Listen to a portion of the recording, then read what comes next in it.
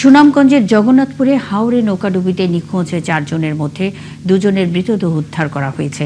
নিখোঁজ 2 জনের সন্ধানে উদ্ধার অভিযান অব্যাহত রাখার কথা জানিয়েছে ফায়ার সার্ভিস।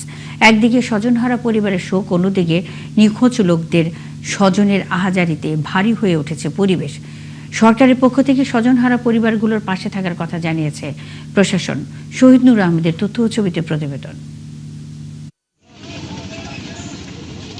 সুনামগঞ্জের জগন্নাথপুর উপজেলার মাইয়ার হাওরে কীর্তন অনুষ্ঠান শেষে ফেরার পথে ডিঙি নৌকা ডুবে নিখোঁজ 4 জনের মধ্যে 2 জনের মৃতদেহ উদ্ধার করা হয়েছে।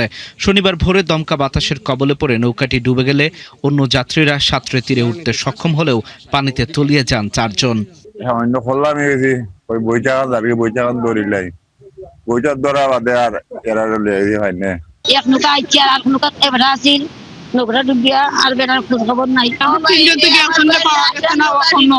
খবর পেয়ে ঘটনাস্থলে পৌঁছে ফায়ার সার্ভিসের ডুবুরি দল উদ্ধার অভিযান শুরু করে। এলাকাবাসীর সহায়তায় অরুণ দেবনাথ ও সতীন্দ্র দেবনাথের মৃতদেহ উদ্ধার করা হলেও হেমেন্দ্র দেবনাথ ও অধীর দেবনাথের সন্ধান মেলেনি। নিখোঁজ ব্যক্তিরা কোন জায়গায় পড়ছে, কোন জায়গায় ডুবছে, কেউ লোকেশন বলতে পারে না। আমরা অনুমানের ভিত্তিতে আওয়ারের বিভিন্ন জায়গায় আমার ডুবুরি ইউনিট দল উদ্ধার কার্য পরিচালনা করে। এই ঘটনায় স্বজন হারানোর শোকে ভেঙে পড়েছে পরিবারগুলো। নিখোঁজদের খোঁজ এবং ক্ষতিগ্রস্ত পরিবারের পাশে দাঁড়ানোর দাবি জানিয়েছেন স্বজন ও এলাকাবাসী।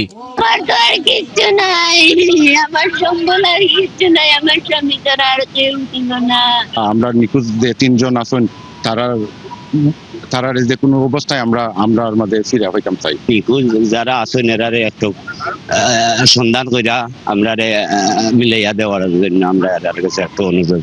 উপজেলা প্রশাসন জানিয়েছে নিখোঁজদের সন্ধানে উদ্ধার অভিযান অব্যাহত থাকবে এবং ক্ষতিগ্রস্ত পরিবারগুলোর পাশে থাকার জন্য প্রয়োজনীয় ব্যবস্থা নেওয়া হবে।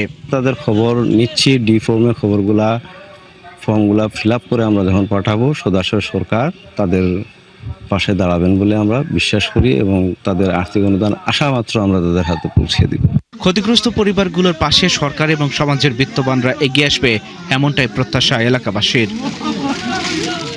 আল ইমরান, ৭১।